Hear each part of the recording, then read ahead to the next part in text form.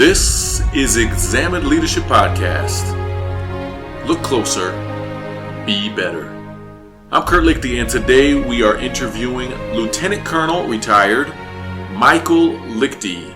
And you heard that right, same last name. It is a relative. In fact, this is my father, Lieutenant Colonel Michael Liechty, with 3 decades of military and leadership experience. This is a podcast about leadership and self-development. I couldn't think of anyone better than to interview than my father. Not because he's my dad necessarily, although that definitely helps, but because of the 3+ decades he's had in leadership experience, officership, teaching, both at the college and the high school level. Very impressive career, especially when it comes to the military. So, Dad, Colonel, welcome. How are you? Good, thanks. Thanks for having me. Well, thank you. You're having me, actually. We're sitting in your living room, so we just got done with dinner here, so thank you for serving me, and thanks for the conversation today. First of all, can you give us an overview of your career? So I said 3 decades. I'm estimating there. I don't know if that's exactly precise. Tell us, how many years were you active duty in the military, and what did your career look like? Okay, I spent 23 years of active duty military service in the United States Air Force as an officer, personnel officer to be exact. And then when I retired, I continued to wear the uniform and work for Air Force Junior ROTC headquarters by teaching JROTC at the high school level for 8 more years. So to me, that's 31 years of wearing the uniform, answering to headquarters Air Force. Yeah, 31 years. That's a long time. 23 of those active duty. Your career started the same place my career started. Is that right? Where was that? BYU, ROTC. I went back to college kind of late, probably 10 years after most people go to college, because I had a construction career before that and then decided to go back to college, and I found the ROTC program up on campus when I was there, and then you 3 sons followed me through that program without any coercion, I might add. It really was. In fact, my freshman year of college, I wasn't even aware that this was an option, ROTC. I didn't even think about it. I took a 2-year break to serve a mission for our church, came back, and my other brothers were in this program. And I was like, what is this? My dad didn't tell me about this. Kind of interesting. For those, we probably have a lot of military people listening, but for those who aren't familiar with ROTC, what is that? What's the acronym, and what does that entail? Well, this is the way, one of the ways that the military makes officers in the military. Of course, if you're not familiar with the military, there's kind of 2 structures of people, the enlisted corps and the officer corps. And to become an officer in the military, you have to not only have a college degree, but go through an officer training program. And ROTC is the most common way to get that ROTC, or that officer training program. Along with, at the same time, you're getting your college degree. So the other way is through one of the military academies, and then they pick up a few through OTS, Officer Training School, or I guess the Army calls it OCS, Officer Candidate School. So Brigham Young University, ROTC, that's where you received your commission, where my older brother Jan, myself, my younger brother, who's also been on the podcast, interviewed him while he was in Afghanistan there. We all commissioned from the same place. So, continuing with your career, where else did you serve? Where were you stationed? What were your deployments like? Where did you go? Well, right out of college, graduating the ROTC program, you don't really have much say where you go or even what your career field is. And I was assigned as an operations management officer. Basically, that's an admin officer and in the operation field. So you're working real close with flying units, but you're taking care of admin stuff for them so they can focus on the flying. It was kind of a new program that they came up with. So right out of school, we packed up the family and went to Shaw Air Force Base in Sumter, South Carolina, and I joined an F-16 squadron there as the operations management officer in the 17th Tactical Fighter Squadron. So I got to be around, the tip of the sword, as they say, and the flying. But I was the only non-flying officer in the squadron. People always ask me, that's the first question. So you're in the Air Force, you fly, huh? F-16s are fighter jets. You never flew. You weren't a pilot in your 30 years, huh? Right. I got to fly with them, but just as a ride-along incentive type of a thing. But that was not my duty in the Air Force. I'm a personnel admin officer. You're connected or have been connected more recently to the military than I have. I separated several years before. You still have been wearing the uniform the last several years. A statistic I heard, I haven't fact-checked this recently or remember if it's accurate. They say that only 10% of the Air Force actually flies. Everyone else is in some kind of support role, security forces, admin. Is that close to accurate? In fact, I think it's lower. I think it's like 2 to 3%, but I too would have to actually check the stats on that. And some of those pilots aren't even sitting in a plane. We have RPAs now, is that what they call them? Remotely piloted, what are they called? Yes, drone pilots, if you will. Yeah, drone pilots, remotely piloted aircraft. So, interesting. What were some of your favorite assignments? Maybe your one favorite assignment, your location, or your job, and your least favorite assignment or job? Well, it was a very interesting career path because, as I said, I did a lot of admin work either in a fighter squadron or at a wing or a group level. Then some other things like inspector general at one base, and I was the chief of social actions that handled sexual harassment, discrimination complaints. And I actually was a personnel officer at a NATO assignment in Norway, handling all the personnel incoming, outgoing at a NATO base in Norway. But along the way, I discovered the funnest and my favorite was teaching ROTC at the college level. And that was an assignment. It was an additional duty assignment that I applied for and got it. And they sent me to MIT, which actually you get to 3 or 4 choices. And that was my first or second choice. So at MIT, we taught ROTC to not only MIT, but 4 colleges, Harvard, Tufts, and Wellesley, all came to the campus of MIT to get their ROTC training, the students there, most of them on scholarship. I also taught ROTC. I loved it. I applied. It was a great opportunity. I love teaching. I love leadership. So I was assigned to the University of Puerto Rico in Mayagüez to teach ROTC. Had a few hundred cadets there. Half of them didn't even speak English very well. And the college was a STEM college, science, technology, engineering. They had a lot of engineering cadets. It was an interesting experience. Very different though. Harvard, MIT, these are brilliant kids. What was that like teaching MIT and Harvard, these top-notch Ivy League students? When I first got there, I was quite intimidated by that fact. These are the top students in the country going to these premier universities. What am I going to be able to teach them? But very quickly you could see that their gifts were pretty narrow down the academic field, and many of them had inadequacies in other areas, socially, definitely in terms of leadership, maybe common sense, if you will.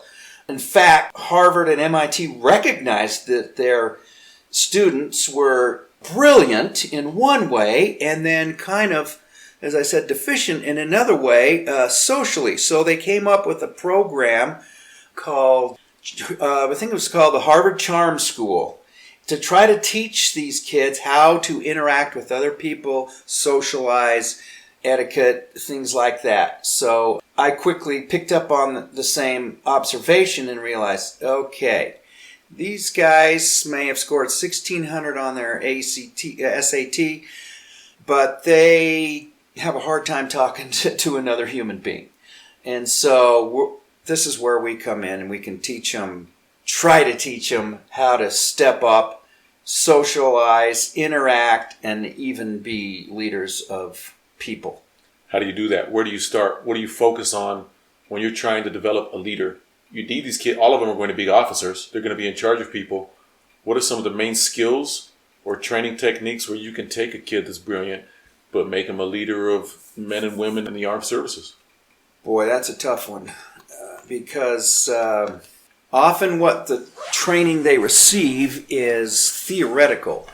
So we get into the books and and study different theories of leadership and leadership examples. And we try to show them examples in history, particularly military history. Just for one quick example, Patton, is widely considered one of the best military leaders there. So you study a little bit about Patton's leadership styles, and then you get into the academic theories behind it. Hershey Blanchard's situational leadership, there's not one style that works for everybody, so you've got to change your leadership style to fit your audience or the people or group of people that you are leading to be more effective. So you teach them theory, and then what the military does is they often try to let them practice it a little bit in what they call group leadership projects, GLPs, or scenarios, and send them to halfway through their ROTC experience. You send them to a summer camp where they have an opportunity to actually lead other cadets through a summer program, a very high intense training, and you hope that they pick up on what they've been taught and can start to actually exercise what they've learned. I think you hit on two keys, at least for me. A lot of people aren't great leaders yet because they've never visualized themselves being leaders. They haven't thought about the process. Studying it, I think, is half the battle. They say reading makes a full man, writing makes a precise man. So as you're reading military examples and making the students write about it, I actually stole your notes from MIT. I was reading through them today. One of the things that stood out to me is a lot of the leadership examples and books that you recommended to your kids weren't even military examples. I'm flipping through there. I see John Maxwell over and over again. John Maxwell's a pastor. He's a leader of a religious leader and speaker, motivational leader. Is leadership in the military different than leadership in the civilian world? Do the principles overlap? What would you think? Well, you'll get differing ideas on that. I think leadership is leadership. I mean, whether you're in the corporate world or you're in the military, there are just certain things that leaders seem to portray or they have to be effective in leading people in a mission. So here I am kind of defining leadership. What is leadership? Leadership is, I think, getting people there's a mission that has to be done, getting people to see that mission, which we call vision. You give them a vision of the mission that needs to be done, and then they've got to be motivated, and the leader has to motivate his followers to carry out or execute that mission, whether it's, again, in the corporate world or out on the battlefield. Yeah, I teach that there's only 3 reasons why people follow. There's charisma, there's competence, and there's vision. John Maxwell, for the alliteration purposes, says something very similar, but he got 3 C's. His last one is character instead of vision. Character, I think, goes more along with charisma or competence. But I think those are the only 3 reasons people follow anywhere. Whether you're in Ghana, whether you're in South America, the United States, people love to follow charisma, a charismatic leader. But you have to also be competent, good at what you're doing if you're in the military.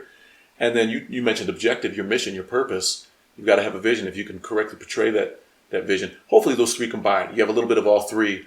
If you can get all 3, you're a great leader. So you're telling me the charm school that you did, that's helping them create charisma, competence in their military training and their instruction and their boot camp, which we call field training, that summer camp that they go through, and then vision, making sure they understand the purpose of the military, what your operation is. I've never heard anyone outline it the way I do, but those are the 3 reasons. I can't picture any other reasons why people follow people. Those are the top 3. And it sounds like, without saying those words, that's what you just defined for me.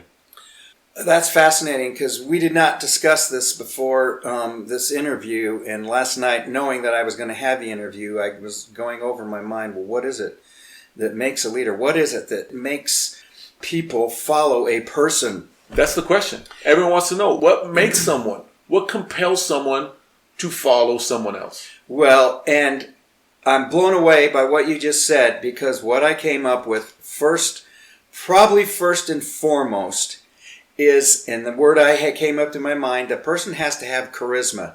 And I've witnessed this and observed this everywhere from active duty military down to preschool and everywhere in between, that if a person has, and I don't know what the magic ingredient of the charisma is, but we'll just say the charisma, that's the first thing that attracts people to follow another person.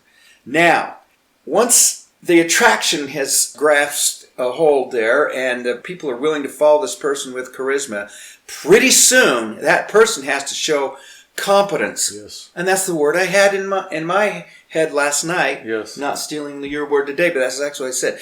He or she has to show that they're competent in what they're doing. The mission, we'll call whatever the objective is, a mission that has to be accomplished. This person's got to know what they're doing in that particular objective. So if they're charismatic and show competence in it, bingo, there's really the 1-2 punch. And then to round it out, as you said, as long as the vision is clear and the objective is clear and they understand it, I totally agree. Those three things will round out what it takes for followers to follow a leader. But I've seen over and over people, let's start with the top one, charisma. They've got charisma. People will follow a person with charisma almost right away. But if they don't pull through with competence, or they show recklessness or uncaring for their people, they will start to lose them quickly. And take the next one. Here a person is competent, but they have no charisma. They're almost ignored. You have to have the 1-2 punch together for people to latch on to that and have it gives the person credibility, and you have to have credibility for people to follow you. For making an equation, that might be a nice way to round out this alliteration. Credibility. I can't figure out how to make vision start with a C, but the vision is, you talked about that, but also a good cause, right? This is why Martin Luther King, this is why Elon Musk, this is why some of these people are such, even U.S. leaders, George Washington, they had a good cause. There was a vision to get behind. Not only were they charismatic and they were good at what they did, but man, I'll follow you because I believe in your cause. Putting those three things together equals, I guess, the credibility of the leader. Very interesting. I agree. Without even talking to you in advance, that's my own little formula. After studying all the different models, that's just my observations through life. And it's universal. So I was at 2 local businesses here in Utah County just this month. I teach a class, several classes actually, for leaders, lower management. A lot of times businesses hire people, they promote them because they're great at a function, and then they become managers, junior managers of a bunch of people, and they're horrible leaders. They've never led before. They've never been through this program, ROTC. And then people make bad decisions. People don't follow, and people are disgruntled. You got lower level worker bees that hate doing what this leader is saying because he has no leader credibility. So I teach, and this is where Examine Leadership comes in. I teach lower level management how to develop charisma. I can immediately go in and see your leaders totally lack charisma. Or hey, you've got very charismatic leaders. They're not competent. How can we round out their training and their skills? Maybe I don't have the specific training of your business, but I know your team does. Let's round out their training and vision. I teach them how to portray their vision or how to believe in people. You've taught me good leaders lead and great leaders develop other leaders. So even if that's your vision, my belief in you as the lower level worker bees. So I teach, that's the courses that I teach when I go out to these businesses. And I'd love it if anyone's listening, if you're struggling, even if you got a small business you're launching and you're needing some leadership, or if you've got some employees that just aren't great bosses or great managers, myself, Andrew, Idy, this is what we do. We come and we teach you leadership principles. Going back to what we were saying, Ayn Rand in her book, I think this was Atlas Shrugged, I can't remember. I wrote this quote down and I remember it all the time, talking about the 3 things people follow. She says, if you make people perform a noble duty, it bores them. So if you only have the vision, I've got a noble cause, it bores them. If you make them indulge themselves, it shames them. So if you've only got charisma and we're fun together, it shames them. But you combine the 2 and you've got them. So you got to have, and to me, all 3, you've got to be competent too, all 3. Well, cool. I'm glad we connected on that. I think there's something universal about that. Now, you did teach ROTC at MIT with these brilliant kids, and then you retired from the military, and you continue to teach. You taught JROTC, junior ROTC at the high school level. What was that like? So the high school level of ROTC, junior ROTC, I like to call it the minor leagues of ROTC. Very fascinating and fun as well, but again, kind of on a minor league level, because you're doing and teaching the same principles and the same traits, characteristics about leadership and character building and so forth, citizenship, but it's more on a beginning level, so to speak. And so it's just that these people are younger, and so they're still learning the lessons of life, but it's surprising how similar it is, having done both. And it's also surprising that, having just said that about they're still learning, how mature these young high school kids can be in terms of leadership and how much character they've developed at that young age, middle teenager age. So very similar. Yeah, I think their level of maturity speaks a lot to your leadership. You've taught me also another great leadership principle is that people rise to the level of expectations you set for them. I've seen ROTC and junior ROTC instructors that have very low expectations for their people, for their cadets. You don't let them get away with a whole lot. In fact, you're pretty strict. You're charismatic. You're a great charismatic leader. They follow you for that. But you're strict and have very high standards for these kids. I wonder if because you expect so much out of them, they produce at a higher level for you. What do you think? Well, I definitely think that's the case, but don't take it from me. You talk to a principal at a high school where junior ROTC, junior ROTC is being taught, and they will tell you that it's amazing the differences and the maturity level and development that one of their students displays after going into the junior ROTC program. They're blown away by it, and this is why these high schools around the country love this program there. It makes different, better students out of their student body. So, absolutely, we do say that. If you tell them to jump this high, my hand's a couple feet off the ground, they will. You raise your hand, they will jump that high. You lower your hand, and they will only jump that high. So expectations are everything.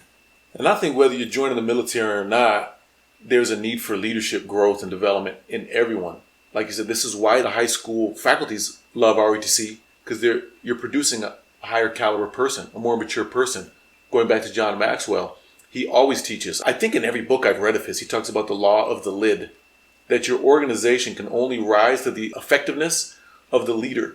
So you may have from 1 to 10 people on your team in your organization that have skill levels at 7, 8, 9. Maybe you even have a 10 or 2 in there. But you have a leader that only has the quality, the leadership ability of a 3. That's the lid. Your effectiveness as a team can never pass 3. It's stuck there until your leader can increase his effectiveness. And so this lid is going to increase in your organization as you learn leadership skills. If you can develop them through programs that are out there, through our program, through our training, through ROTC, anything that you can do to become a better leader, you're going to increase the effectiveness of your team, of your corporation, of your company, and yourself by increasing your ability as a leader. I think that everyone benefits from leadership training. Now, maybe a conflicting question or a competing question.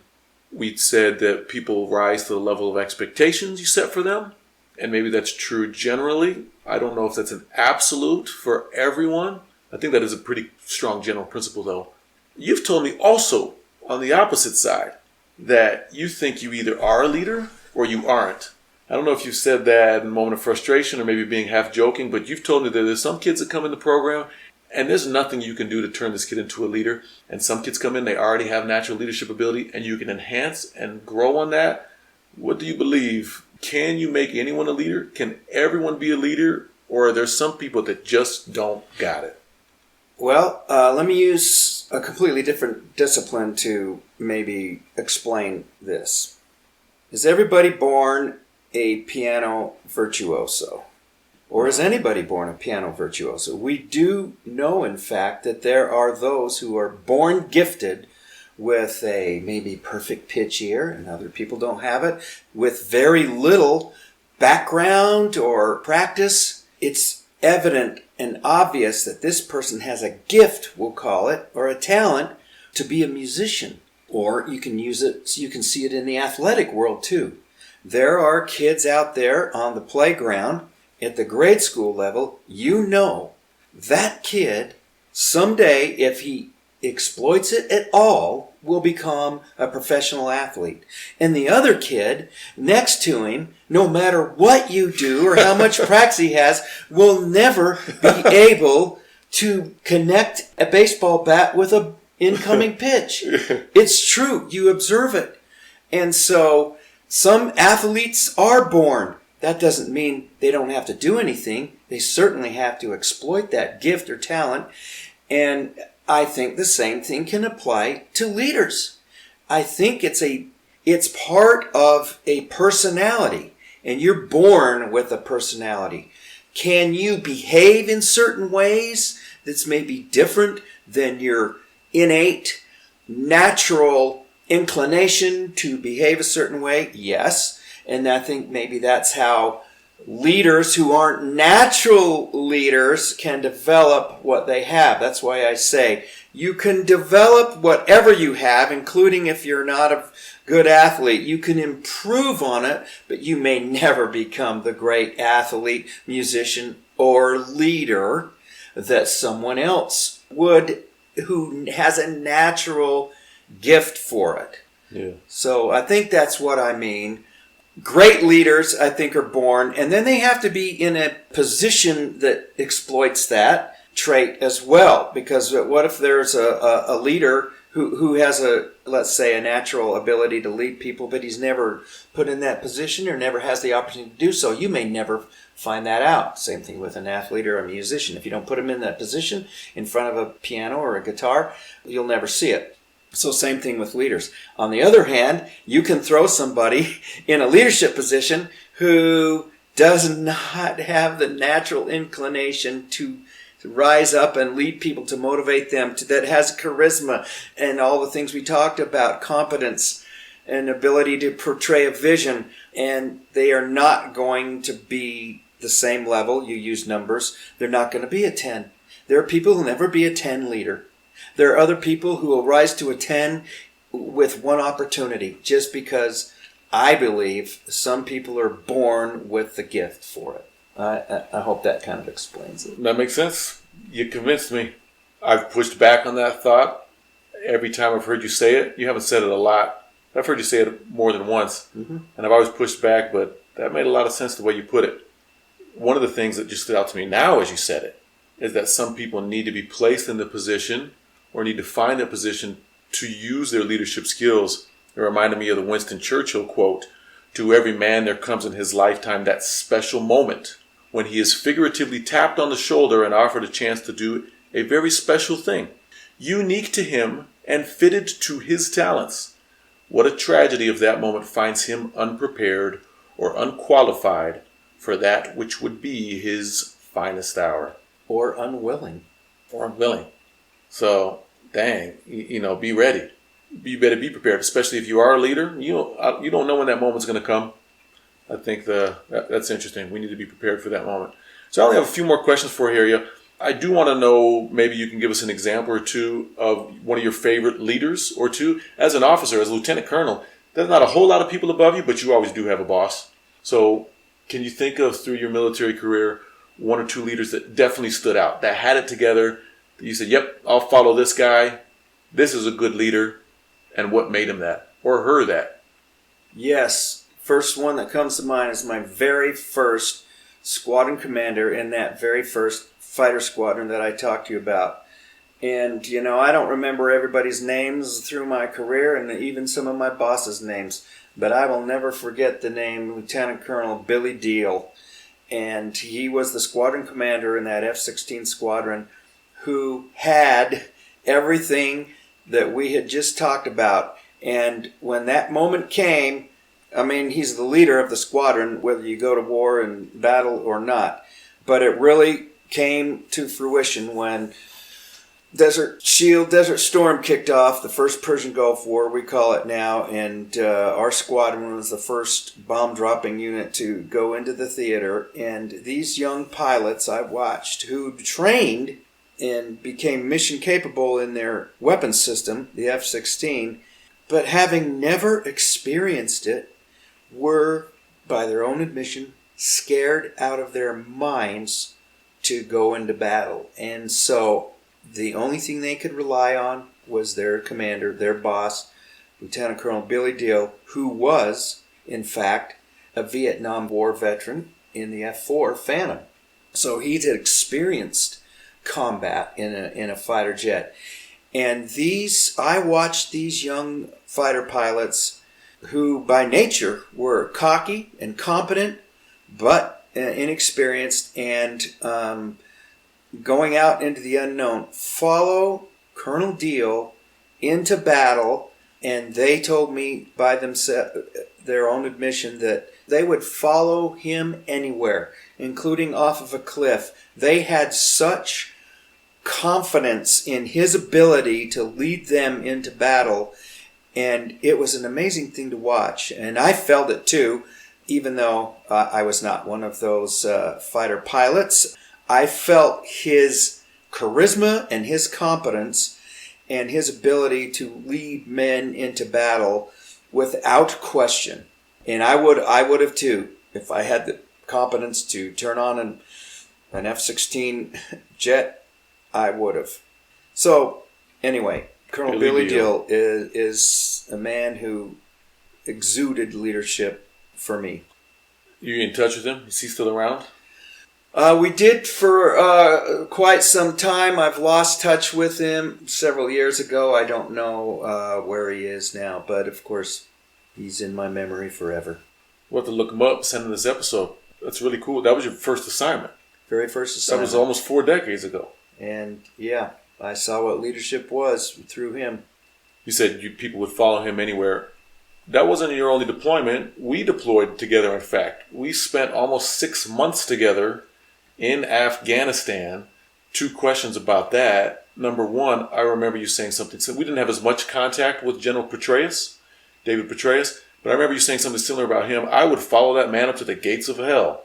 What made General Petraeus so attractive as a leader? What gave him his leadership credibility?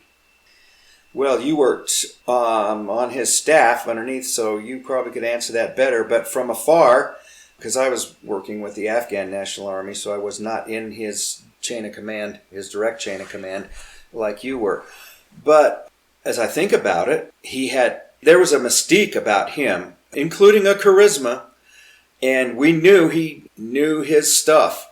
I mean, a 4-star general, and he'd been already in command of other major war operations around the world, so he certainly was competent, had some charisma, but more of a rough edge. If I compare the two, he kind of had a rough edge.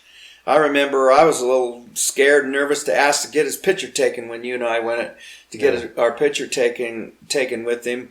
You know, he was a little bit intimidating, whereas Colonel Deal was the nicest guy in the world, but still had that he's the man, but without being intimidating. So I guess there, certainly are different leadership styles. Definitely different styles, but again, those same principles I think apply no matter where you're at. I have bosses right now that when I say something, or when projects or items or issues are brought up, they're clueless. They have no idea what we're talking about or how things work. It drives me nuts. And sometimes I wonder when I get into that position, or how high up do you have to get to where you forget what it's like to do normal work? You're so clueless. What impressed me about General Petraeus is he knew everything. He would sit in these staff meetings. We'd go to his morning staff meetings. I went every single morning and participated, and we'd listen to him. You got 4-star generals from all over the world, 38 countries, briefing him on operations. You've got warriors in there telling him about what's going on. You've got politicians, people that are making the laws over there. There wasn't anything he didn't know. His competence was out of this world. They'd bring something up. He didn't have to look it up. He knew what they were talking about. He had good answers. He could speak intelligently about any topic. it gave me incredible confidence to be on the staff. I knew that this man knew what he was doing. Pretty darn cool. Yeah. One thing I definitely want to touch on before we finish is that you commissioned older in life. You said you went to school much later than most people. How old were you when you started at BYU? How old were you when you commissioned? Do you remember? I was 32 years old when I got my graduate degree my undergraduate degree, my bachelor's degree and my commission. So, and I started 5 years before that. It took me 5 years to get my bachelor's degree because I was in a night program. At this time, I had a family of 4 kids in a house payment, and I needed to make a living while I was getting my education. So I went to night school. There were only 2 degrees at the time, if I remember correctly, at BYU that you could get through the night school program. One was psychology and the other one was English. And I was very interested in psychology anyway, so that was easy. So while I was getting my degree, I was working by day and then going to school by night. But it took a little longer because I couldn't get it all done at night in 4 years. It took me 5 years. It's way impressive, though. It's one of the things I want to emphasize for people listening. You're in your early 30s. You have 4 kids. I'm one of those 4 kids. I'm the 4th of those kids. We're at home. You're not making a lot of money. You're digging ditches. You're working all day, getting sweaty and dirty in a very low-paying job. You're taking night classes. You're caring for 4 kids and a wife. You don't have a career going for you right now. It's not too late to start. What would you tell people who are thinking, I can't be a leader, I can't accomplish things, I'm 30 years old, I don't got anything going for me yet, my career is not headed where I want it? So there's too many even questions to ask. Where do you get the drive to do all that? Where do you get the vision to believe that it can work out? Where do you have the time to do all 3 of those things? What would you tell people there's too many questions. You pick one of those and answer them. Well, one thing that came to mind when you said, what do you tell people when they say, I'm too old, I'm too far down the road, it's too late for me to start doing this or doing that or going to school or starting a new career. And I had those same questions and concerns when I went back to college at 27, I guess it was. And I was expressing this to a friend of mine. I said, I don't know if I can do it. I mean, I'm 27 years old. I'll be 32 or something when I graduated. I'll be too old. He goes, if you don't go back to college and try to start a new direction in your life or a new career, how old will you be in 5 years from now if you don't do this? 32. The same age. So you can be 32 with nothing, or you can be 32 with this education and a new career path. Which is it? Yeah. And that made a lot of sense to me. It doesn't matter because we're all going to age and be some older age down the road, and we can have all these things under our belt at that age, or not by saying, I'll be too old. So it just rang true to me, and it helped motivate me. Yeah, I'm going to go for it and have all that when I'm 32 instead of staying right where I am. Now that makes sense. But then your priorities, how do you juggle all of them? I don't remember some of those early years. How are you juggling all those priorities? Making money and going to school full time and raising a family with 4 kids. Do you remember it being stressful? Was it a hard balance? The way I approach things, attack things, I'm a pretty simpleton and single task oriented person. I just look at what's right in front of me and worry about getting that done. So break it down to even every day. All I got to worry about right now is I got to put in 8 hours of ditch digging and pipe fitting. And I'm going to do that. And then 15 minutes before the end of the work day, I think, what's the next thing on my calendar? I got to get up to school and get ready for class. So then I shift gears and I get in the back of my truck after work, change clothes, drive up to the campus and run into class. And that's all I'm worried about for the next 4 hours. And then a few minutes before the end of class, then I shift to the next thing. What have I got to do next? I've got to study for a couple hours. what we were just learning. So then I go study. What's next? Oh, 15 minutes before the end of that. Oh, I've got to get some rest because in the morning I've got to get up and go to work again. So I just take, as they say, one step at a time, one bite at a time, however you want to look at it, and then just press forward. I don't look too far down the road because it will probably be too overwhelming. Yeah. It's silly, but you made me think of a kids movie I just took my kids to. I have 4 kids now. I'm in my 30s, same stage of life kind of as you. I just started my military career a lot earlier than yours, but everyone's at a different level. So I took my kids to see Frozen 2 recently. Entertaining, but there was a song that captivated me. I thought the message was so darn good. Anna, one of the characters, and I won't give any spoilers, one of the characters is very depressed, overwhelmed with everything she has to do, doesn't know which direction to go. She can't. In the song, she's just saying, I'm overcome with grief. I have no place to go. She says, you are lost. Hope is gone. But you must go on. And do the next right thing. That's the name of the song. Just do the next right thing. I'm looking at the lyrics here. I just looked it up. I won't look too far ahead. It's too much for me to take. But break it down to this next breath, this next step, this next choice is one that I can make. So I'll stumble ahead and do the next right thing. You don't have to take the whole big picture. What do I have to do right now? And when you're done with that, what do I have to do right now? I would think of that song sometimes at work. I come into work and I'm overwhelmed with the number of messages and tasks. And I've got a team I have to take care of. And I have to do training for my new account managers. And I've got 700 people demanding answers from me. And my boss has 3 new projects I need to do. And the next department over is asking me for their help on something. I'm too well. What's the first thing I need to do? Let's just grab that. What's the next right thing that I have to do? Kind of a cool song from the kids movie. I like Perfect. it. Yeah, that pretty much described. I didn't even mention the family part. Well, you didn't say, how you take care of them? When you take care of them? On Saturday, boom, I push work and school aside and focus on family. Sunday on church and family.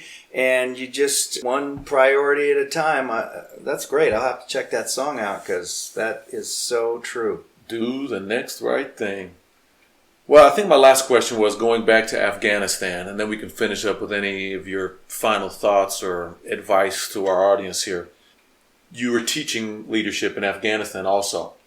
You were teaching at the Afghan National Military Compound, is that right?